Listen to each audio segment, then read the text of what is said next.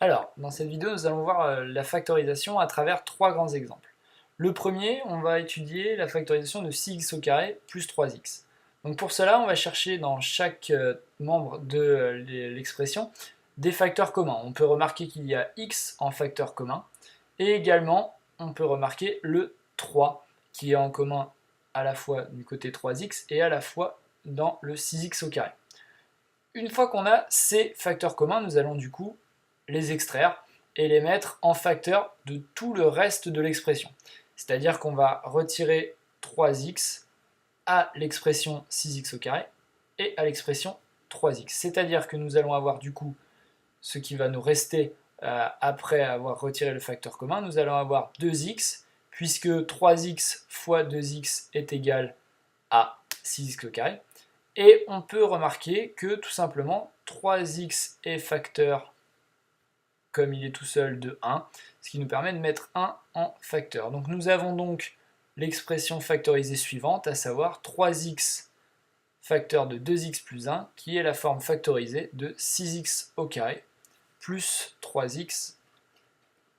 Et si on n'est pas totalement sûr de sa factorisation, on peut toujours vérifier une factorisation en refaisant le chemin inverse, c'est-à-dire en redéveloppant l'expression factorisée qu'on a factorisée, à savoir 3x facteur de 2x plus 1, et en la redéveloppant, donc là il s'agit d'une distributivité simple, en redéveloppant cette expression, on doit de toute manière retomber sur l'expression du départ, à savoir 6x au carré plus 3.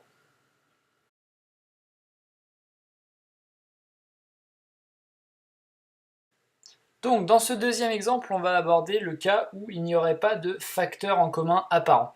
Généralement, quand il n'y a pas de facteur en commun apparent, on va utiliser une identité remarquable. Alors ici, on va utiliser la troisième identité remarquable, généralement celle qu'on donne comme la troisième, à savoir que a plus b facteur de a moins b nous donne a au carré moins b au carré.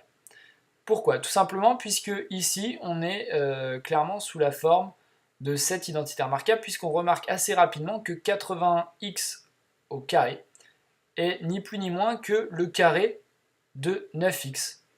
En effet, 9x le tout au carré donne bien 80x au carré, et 25, qui est de façon triviale le carré de 5.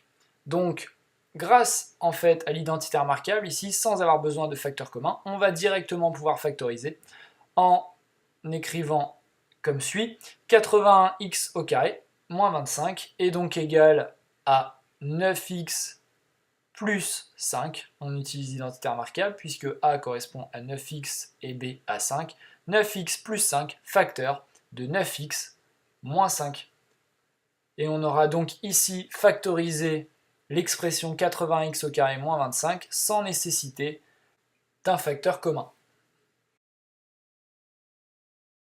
Donc pour ce troisième et dernier exemple, nous allons du coup aborder les formes à factoriser qui sont généralement les formes à factoriser les plus demandées au niveau de troisième, à savoir 3x moins 2 au carré plus 7x plus 9 fois 3x moins 2. Donc là on remarque directement que 3x moins 2 est bien facteur commun dans cette expression littérale.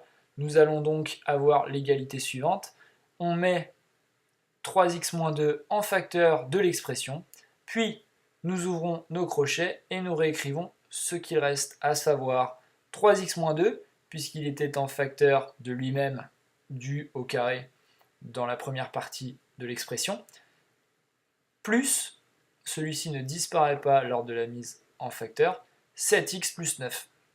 Alors je vous conseillerais quand même de garder les parenthèses à ce stade, de façon à prendre de bonnes habitudes, de vérifier le signe, puisque je rappelle qu'en cas de moins avant la parenthèse, bien évidemment, le moins se développe et tous les signes ensuite changent. Ici, on peut retirer les parenthèses au second stade sans prendre de risque, puisque le signe devant chaque parenthèse est positif, donc pas de problème de signe.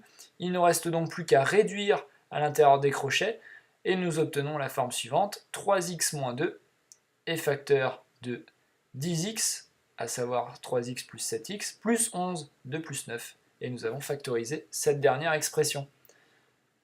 Voilà, j'espère que c'est clair pour vous pour la factorisation, et je vous dis à bientôt.